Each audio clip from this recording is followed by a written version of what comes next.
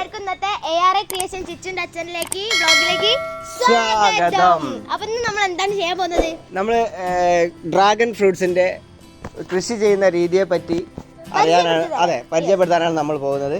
അതിന് നമ്മുടെ ജാബിർക്ക ഉണ്ട് നമ്മുടെ ഒപ്പം. അതിൽ പ്രത്യേകത എന്താ വെച്ചാൽ ഇത് ടെറസിലാണ് കൃഷി ചെയ്യുന്നത്, അല്ലേ? അതെ, ടെറസ് ഫാമിംഗ് ആണ്. അപ്പോൾ അതിനെപ്പറ്റി കൂടുതൽ വിവരങ്ങൾ ചോദിച്ചറിയാൻ വേണ്ടി നമുക്ക് ജാബിർക്കയായിട്ട് സംസാരിക്കാം. ഓക്കെ, ഇപ്രാവശ്യത്തെ 2024 പിന്നെ കുരുവട്ടൂർ ഗ്രാമപഞ്ചായത്തിന്റെ യുവ കർഷകനുള്ള അവാർഡ് ലഭിച്ച ആളാണ് നമ്മുടെ ജാബിർക്ക. അപ്പൊ ജാബിർക്ക, ഇത് ഈ ഡ്രാഗൺ ഫ്രൂട്ടിനെ പറ്റിയാണ് നമുക്ക് പ്രേക്ഷകരോട് പറഞ്ഞു കൊടുക്കാനുള്ളത്. അപ്പൊ നമുക്കറിയാനുള്ള വെച്ചാല് നിങ്ങൾ ഈ കൃഷി രീതിയിലേക്ക് എത്തിപ്പെടാനുണ്ടായ ഒരു സാഹചര്യമാണ് നമുക്ക് അറിയേണ്ടത്. ആദ്യം പറഞ്ഞു തരാം. സാഹചര്യം എന്ന് പറഞ്ഞാല് നമ്മളിത് യൂട്യൂബിലൊക്കെ കണ്ടിട്ട് ഒരു പരീക്ഷണാടിസ്ഥാനത്തിൽ ചെയ്താണ്. അപ്പോൾ ഡ്രമ്മ് വാങ്ങിക്കൊണ്ട് വന്നിട്ട് തൈ മൂവാറ്റ് പോയ ഒരാളെടുത്ത് നിന്ന് പോയിട്ട് സംഘടിപ്പിച്ച് ആദ്യം ഗ്രോ ബാഗിൽ നട്ട് മുളപ്പിച്ച് അതിനുശേഷം ഇതിലേക്ക് പ്ലാന്റ് ചെയ്താണ്. അപ്പോൾ ഇത് എത്ര വർഷമായി തുടങ്ങിയിട്ട്? ഇതിപ്പോ ഒരു വർഷം. അപ്പോൾ ഇതിന്റെ ഇത് ഒരു ഒറ്റ മാസം കൊണ്ട് ഈ ഫ്ലവർ ആയി കഴിഞ്ഞിട്ട് പിന്നെ ഒരു മാസം കൊണ്ട് ഫ്രൂട്ടായി വരും. ഇത് എത്ര പ്രാവശ്യം ഇപ്പോൾ വിളവെടുത്ത്? ഇതിപ്പോ നാലാമത്തെ വിളവെടുപ്പാ. ഈ വർഷം. അപ്പൊ ഇതൊക്കെ ഒന്ന് നടന്ന് കണ്ടാലോ? ഈ പാകമായതാണോ? ഇത് പാകം ഇന്നും നാളെയൊക്കെ ആയിട്ട് പറിക്കാം. ഇതിപ്പോ കായിട്ടാൽ എത്ര പിന്നെ ദിവസം കൊണ്ട് അല്ലെങ്കിൽ എത്ര മാസം കൊണ്ടാണോ ഇതിങ്ങനെ പാകമായി വരുന്നത്? ഇത് ഫ്ലവറിങ് കഴിഞ്ഞിട്ട്, ഫ്ലവറിങ് അവിടെ ഉണ്ട് കാണാൻ, അത് കഴിഞ്ഞിട്ട് ഒരു മാസം കൊണ്ട് ഈ രീതിയിലാവും. 30 ദിവസം കൊണ്ട് കായ് പറിക്കാം. 30 ദിവസം. ഇതൊക്കെ ഓരോ സ്റ്റേജാണ്.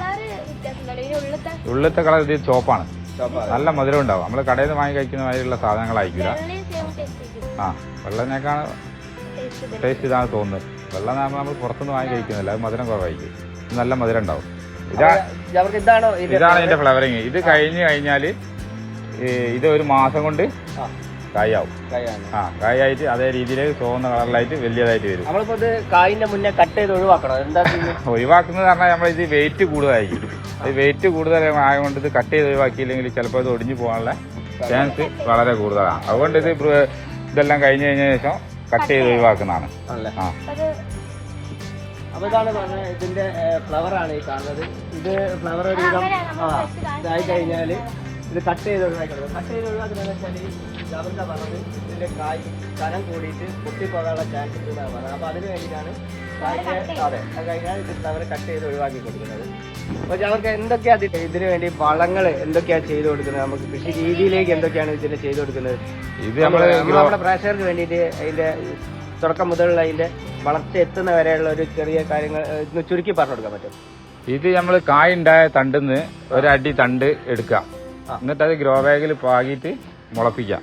മുളപ്പിച്ചിട്ട് പിന്നെ എല്ലുപൊടി, ചാണകപ്പൊടി, വേപ്പും പിണ്ണാക്ക്, കോഴിക്കാട്ടം എന്നിവ സാധനങ്ങളൊക്കെ ഒരു ഈ അനുപാതത്തിൽ ചേർത്ത് അതിന് ചുവന്ന മണ്ണും ചേർത്തിട്ട് മിക്സ് ആക്കിയിട്ട് അതിൽ ഇതിന്റെ അടിയിൽ ബോട്ടിംഗ് മിക്സ് ആയിട്ട് നിറച്ചിട്ട് അതിലാണ് നമ്മൾ നടുന്നത്.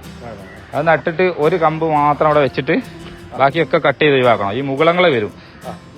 ഈ മുകുളങ്ങളെ കട്ട് ചെയ്ത് ഒഴിവാക്കി നേരെ മേലോട്ട് പടത്തി വിട്ടിട്ട് അതിന്റെ മുകളിൽ ഇങ്ങോട്ട് ചാടിക്കണം. അപ്പോഴാണ് ഇതിൽ കായ് ഉണ്ടാകുക. പിന്നെ ഇത് ഈ കൃഷി രീതി കണ്ടിട്ട് വേറെ പല ആളുകളും സമീപിച്ചിട്ടുണ്ടോ? ഇത് എങ്ങനെയാ ചെയ്യുന്നത് എന്നുള്ള കാര്യങ്ങളെ പറ്റി അറിയാൻ വേണ്ടി കൃഷി ചെയ്യുന്നത്? ഒരുപാട് ആൾക്കാർ വന്നിരിക്കുന്നത്. എല്ലാവർക്കും തണ്ടുകൾ ആവശ്യമുണ്ട്, ഇതെങ്ങനെ ചെയ്യുന്നതെന്ന് ആവശ്യമുണ്ട്. ഇതിന്റെ പ്രത്യേകത എന്ന് പറഞ്ഞാൽ കള്ളിച്ചെടിയാണ്, പരിചരണം കുറവാണ്, എന്നും നനയ്ക്കേണ്ട ആവശ്യമില്ല, വെള്ളത്തിന്റെ ലഭ്യത കുറവാണ് വേണ്ടി ഇതിനാവശ്യമുള്ളൂ.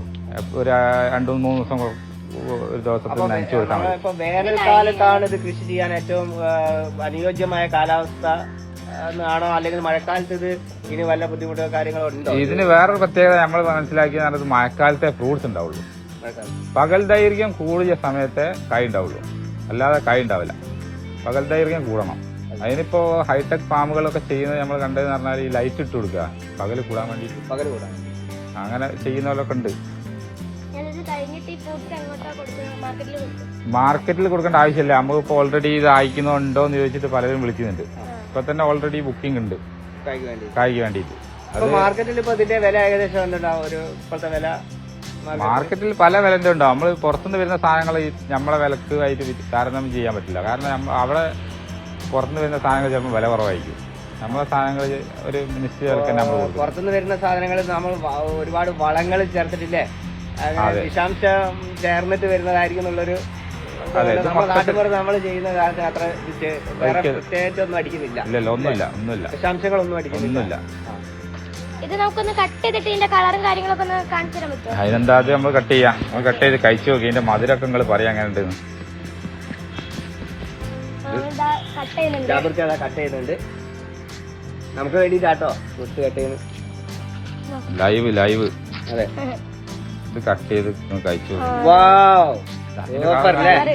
എന്താ കളറ് കിട്ടണ്ടോ? ആണല്ലേ?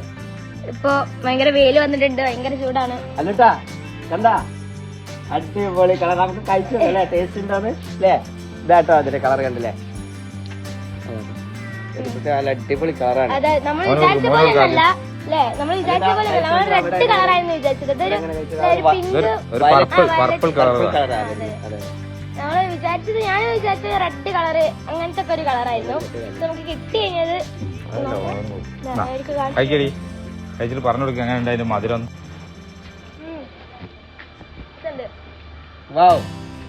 പിന്നെ വൈറ്റും ഉണ്ട്. നമ്മളിപ്പോ ഇവിടെ കൃഷി ചെയ്യുന്നത് കൂടുതലായി കാണുന്നത് റെഡാണ്.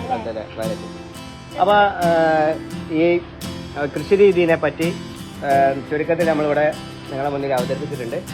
അപ്പൊ ഇതിൽ കൂടുതൽ വിവരങ്ങൾ അറിയാൻ നമ്മൾ ജാബിർഖാന്റെ നമ്പർ ഞങ്ങൾ താഴെ കൊടുക്കുന്നതാണ്. അപ്പൊ എന്തെങ്കിലും സംശയങ്ങൾ ഉണ്ടെങ്കിൽ, ഇതുമായിട്ട് ബന്ധപ്പെട്ട സംശയങ്ങൾ ഉണ്ടെങ്കിൽ ഈ നമ്പറിൽ കോൺടാക്ട് ചെയ്യുക. ജാബിർക്ക അതിനുള്ള എല്ലാ കാര്യങ്ങളും നിങ്ങൾക്ക് പറഞ്ഞു തരുന്നതാണ്. അപ്പൊ അതിന്റെ പേരാണ്. ബൈ.